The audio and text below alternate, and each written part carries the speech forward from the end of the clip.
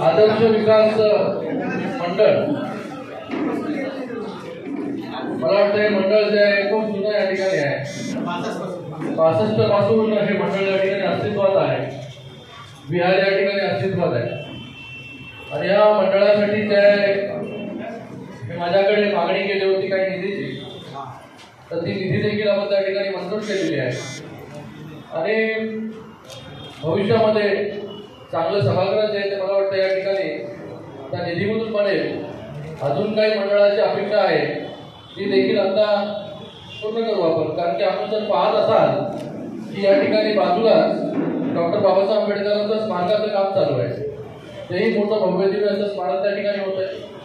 त्याचबरोबर अजून एक मुद्दे आता इकडे आले होते, भंडारी समाज.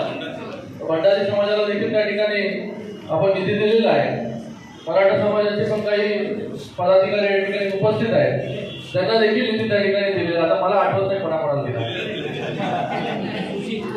कारण की मोठ्या प्रमाणामध्ये जे आहे उल्हासनगरमध्ये असेल, कल्याण लोकसभेमध्ये असेल, आपण जिथेही जाऊ, ज्या गल्लीमध्ये कुठेही त्या गाडी घेऊन गेलो तर त्या गल्लीमध्ये जे आहे रस्त्याचं काम असेल, बाकी वास्तूंचं काम आहे, हे फक्त उल्हासनगरमध्येच नाही, कल्याण असेल, डोंबिवली असेल, अंबरनाथ असेल, हा असा एक मतदारसंघ असेल की तिकडे चारी कॉर्नरला जे आहे हे त्या ठिकाणी कामच काम जे आहे त्या ठिकाणी चालू आहे.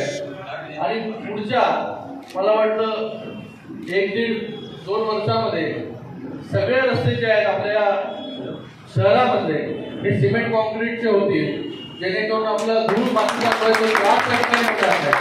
अंबरनाथला जर आपण जाऊन पाहिलं की अंबरनाथमध्ये 100% रस्ते जे आहेत सिमेंट कॉन्क्रीटचे आहेत. गल्लोनी गल्ली, एक पण गल्ली उरलेली नाही, अशी परिस्थिती त्या ठिकाणी अंबरनाथची आहे. शहर ते छोटं आहे, पण उल्हासनगरमध्ये पण मोठ्या प्रमाणामध्ये अंडरग्राऊंड ड्रेनेजसाठी आपण पैसे आणलेले आहेत, त्याचबरोबर या रस्त्यांसाठी आणलेले आहेत. त्याचं काम त्या ठिकाणी चालू आहे.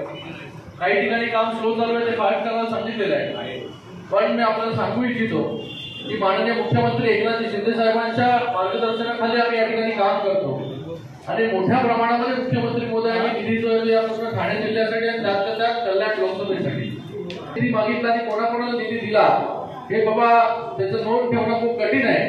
कारण की आपले कार्यकर्ते येत असतात, समाजाचे लोक येत असतात आणि मोठ्या प्रमाणामध्ये, याच्या अगोदर मला आठवत नाही की बाबा मोठ्या प्रमाणामध्ये, इतक्या मोठ्या प्रमाणात ज्यांनी निधी मागितला त्याला त्यांना निधी आपण दिलेला आहे. याचा अर्थ काय? याचा अर्थ आहे की हा मुख्यमंत्र्यांचा जिल्हा आहे. मुख्यमंत्र्यांचं बारीक लक्ष जे आहे ते आपल्या पूर्ण जिल्ह्यावरती आहे, जेणेकरून मुख्यमंत्र्यांचा जिल्हा हा आदर्श जिल्हा म्हणून जो आहे हा ओळखला गेला पाहिजे. म्हणून प्रत्येक गल्लोगल्ली जे आहे हे या ठिकाणी विकासाची कामं चालू आहे. आपण 10 वर्ष माझ्यावरती आशीर्वाद दिला, विश्वास दाखवला. 2014ला 2019ला 2.5 लाखाच्या फरकाने निवडून आणलं मला तुम्ही.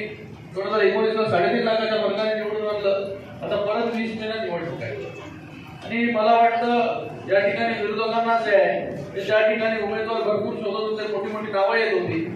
त्या ठिकाणी जे आहे ते त्या ठिकाणी आता उमेदवार त्या ठिकाणी आलेला, आपण इलेक्शनला सामोरं जातोय त्या ठिकाणी. पण आपण जी केलेली कामं आहेत त्याच्या भरोशावरती जे आपण लोकांच्या समोर जातोय. तर मला आपल्या सगळ्यांना एवढंच सांगायचं की जसा जो विश्वास आपण 2 वेळा दाखवला, तोच विश्वास पुन्हा जो आहे तो आपण त्या ठिकाणी दाखवा, जेणेकरून ही विकासाची जी घोडदौड आहे ती तशीच पुढचे 5 वर्ष जे आहे ते अजून त्या ठिकाणी सुरू राहील आणि चांगले चांगले लोकोपयोगी कामं जे आहेत ते आपल्या हातून जे आहेत आपल्या सगळ्यांच्या सहकार्याने त्या ठिकाणी होत राहील. कोणार्क, अपना शहर अपनी बातें.